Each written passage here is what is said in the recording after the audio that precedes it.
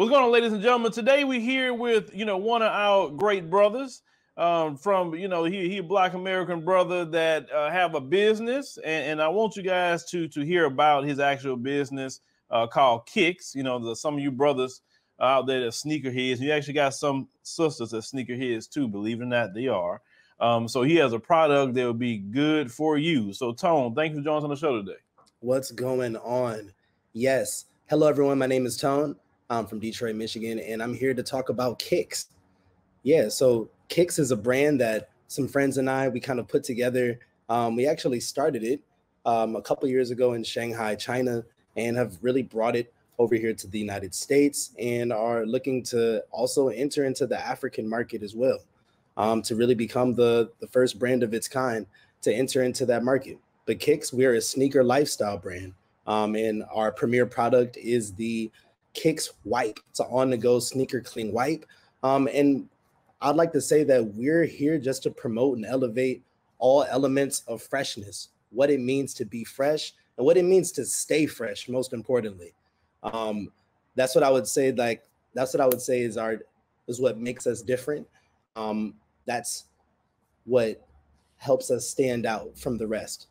Is that, like I said, we're a lifestyle brand. We're all about maintaining levels of freshness, and that's what we do. So that's what the wipe was intended for. It's for just that it's for those that want to stay fresh on the go. All right, so you're from Detroit. Shout out to Detroit.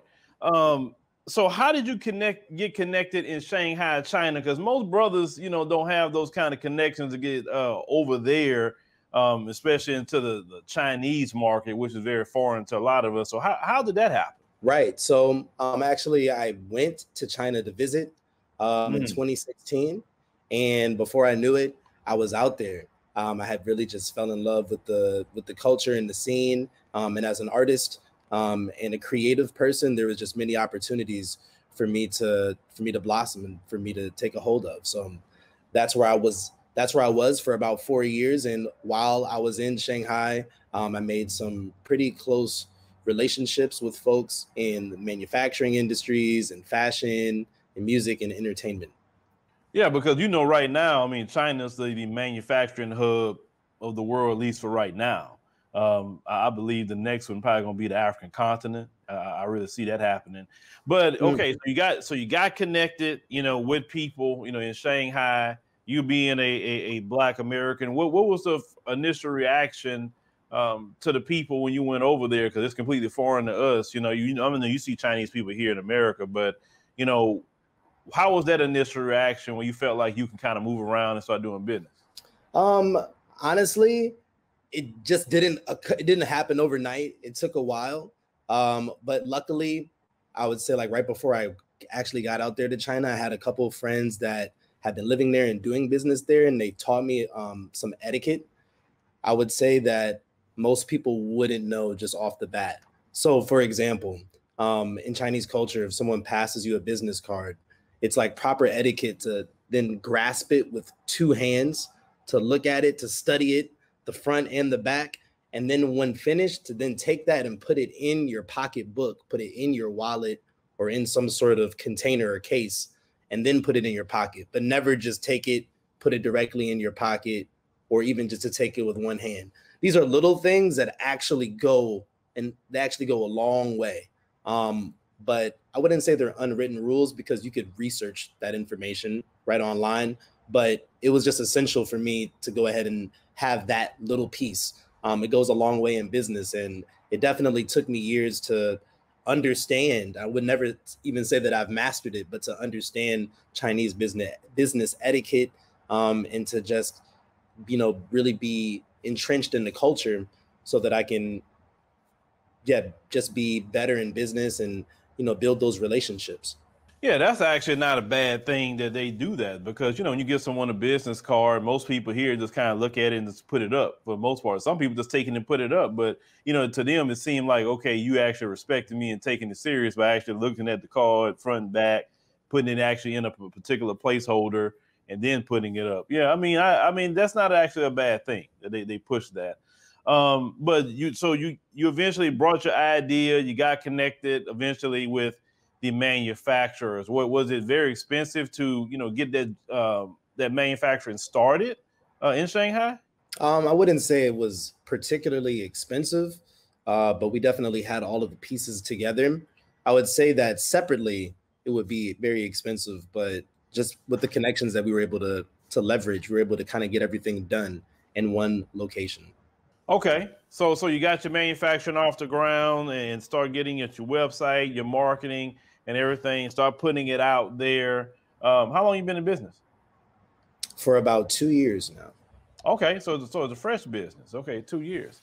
Okay, so now you back in the United States now, correct? Yes, sir. Okay, all right, you're back in the United States. So, you know, since you're back here, you know, how has been the response to your product? Well, I would say, yeah, we've been back now officially for about 1.5 years. Okay. And things have been moving slowly but surely throughout COVID. But over the past few months, things have definitely been picking up. We threw our first music festival, the Kickz Fest, out in Raleigh, North Carolina, July 3rd, which was a great success. We had a number of artists come out. We had P.D. Pablo, Richie Ray, Big Molly, O'Dallas, Young and Ace, Flip De Niro, and a host of other artists, like 25 local artists, vendors, and folks from the community. It was an excellent event. We plan to expand and take that and really go global with it. But we're going to take it all throughout the United States. So we're already plotting on the next event. And that's what we really would love to do as far as expanding the brand and our reach, is to do so through these music festival and other arts and cultural related events. Okay, so let's say, you know, you got a brother or sister that's listening right now and said, man, I can't get nothing manufactured. I got a product, I got this, I got that, you know, and they may say, well, Brother Tone, you know, how can I get connected out there? What do I need to do to get some manufacturing for my product? Because I got a great product, but in this country, you know, all the BS that we go through in this country with the racism and all of that, they trying to shut us out. But, you know, you went to another country and start getting your things done. Because, you know, we see the things that happen here in America with all the, you know, propaganda that happens here, Right. you know, all of that, you know. So then, you know, of course, we cover videos here that, like, for instance, like when the COVID happened in Guangzhou, I'm not even saying you, I don't know if you've been there or not. Guangzhou, they were putting the Africans out and all the different things that we've seen like that. So a lot of people are like, well, how did he get, you know, tied in like that? When we seen all the videos of them putting the Africans out and treating Africans this way and that way. I mean, so you've been to Shanghai. Is it different in Shanghai versus maybe certain other cities? Oh yeah, most definitely. And you know, the things that went down in Guangzhou were, you know, absolutely atrocious, but in no way is it indicative of even the average treatment, I would say, of individuals of Black people in China. That particular area is like known as Little Africa, and has had quite the boisterous community between Black folk, African people specifically, and Chinese for over 30 years, I would say at this point. So it's disheartening to know that that incident occurred, but just like the media here, they're going to focus on the absolute most terrible things and never show you the other side. So that's what unfortunately has happened, is that we don't get a chance to see the greatness that's going on. I would say like the Black excellence that exists in Asia. But it certainly does. I believe there's over 500,000 individuals from the diaspora that live in China, and are doing quite well for themselves in a variety of different areas, whether they're studying or, you know, they have their own manufacturing business, or they're doing whatever sort of commerce, you know, scientists, engineers, and the like. There's a plethora of individuals out there living their best lives and doing amazing things. So I'm definitely a proponent of Afro-Sino relations, as I know in the media we see the worst, but that doesn't mean that that's what it has to be. And there are many folks on the ground that are working to really build that bridge in that community. And that's what I would love to do, because I see China as certainly becoming a world power, and they would be a great ally for us. And I think that if we go ahead and really begin to make those genuine relationships and connections, that there's a lot that can be done. Most certainly. Well, from my experience when I went to, and I tell this to people in Ethiopia, and I asked them that why they deal more with the Chinese than with, the U.S. or, countries like that. And they explained that the Chinese just want to do business and they don't want to actually involve themselves in their political affairs.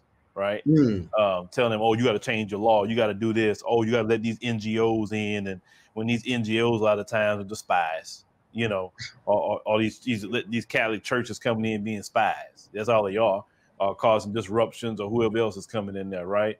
And you're seeing that on the African continent, that more and more African countries are dealing with the Chinese. Now, I know that the media talks about the predatory loan situation, but me being in business, I understand nobody's not going to do nothing for you for free.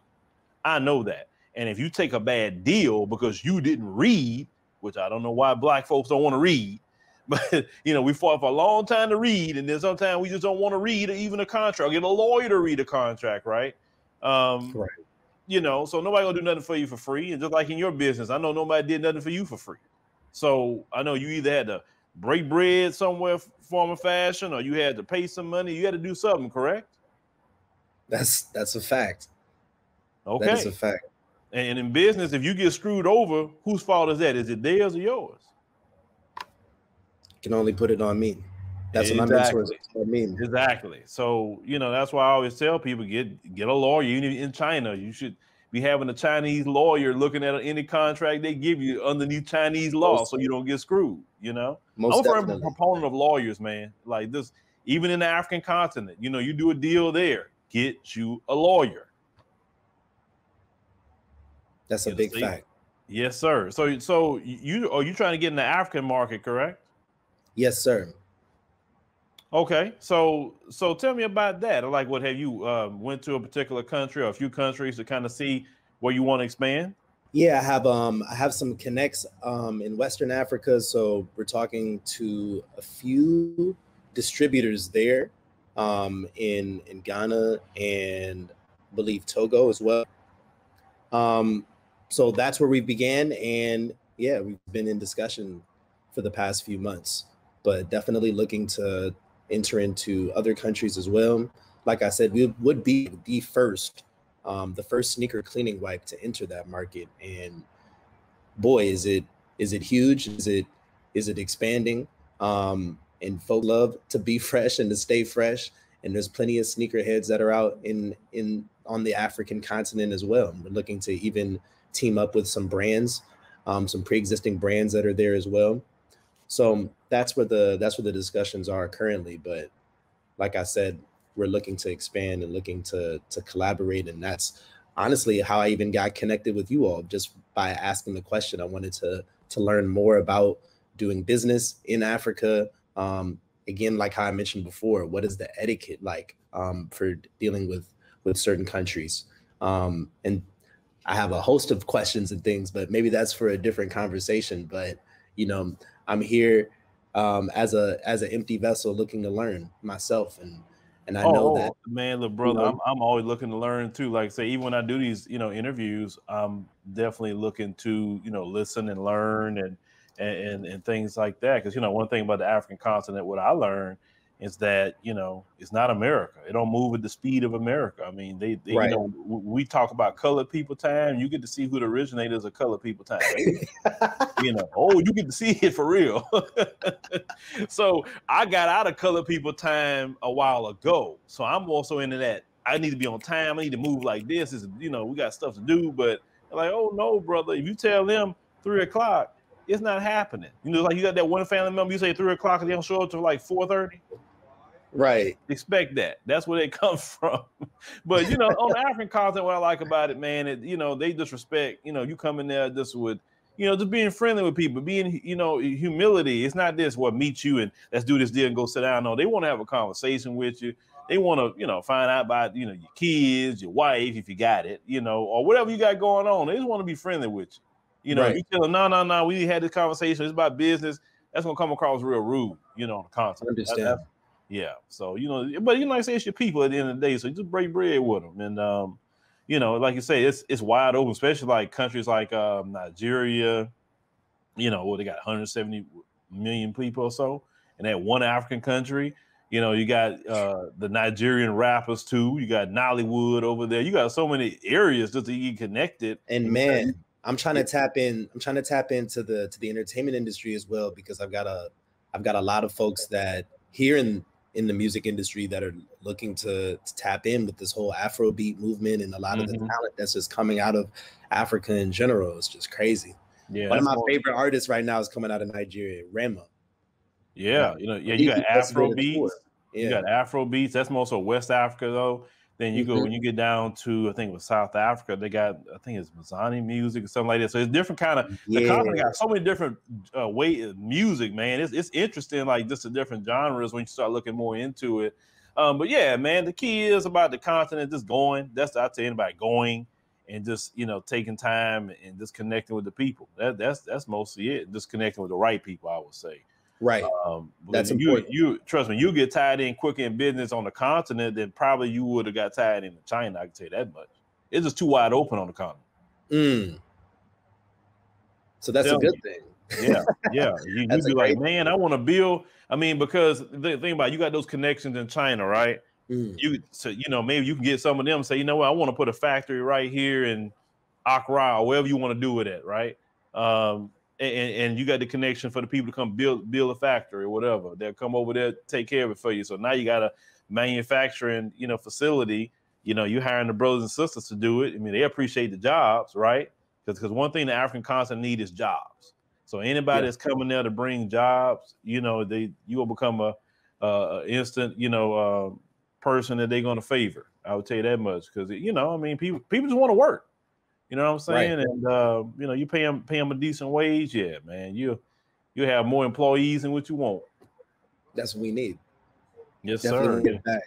Definitely want to give back. And man, like I said, I'm trying to make it out there as soon as possible. Hopefully, in the next few months, I'll be in Ghana. Okay. Yeah. All right. That's my partner. That's where my partner's from, and he's out of the country now, but he'll be back. I believe next month or in a few weeks. So I'm gonna let him settle in and then try to make it out there and see it for myself. Yeah. I've been to the motherland a few times. Okay. Well, I've been and visited a couple countries, been to South Africa and been to Ethiopia, but have not been to West Africa yet. So I'm planning to explore. All right, so Brother Tone, tell people, you know, how they can check out your product. They may want to order something for themselves, you know, want to support a Black business. Tell them how to get that. Most definitely. So you can follow me on Instagram at Tone Twisted, and you can purchase your wipes at Kickz-wipes. That's Kickz with a Z -wipes.myshopify.com. And you can follow us on Instagram at officially_Kickz. That's Kickz with a Z, officially_Kickz.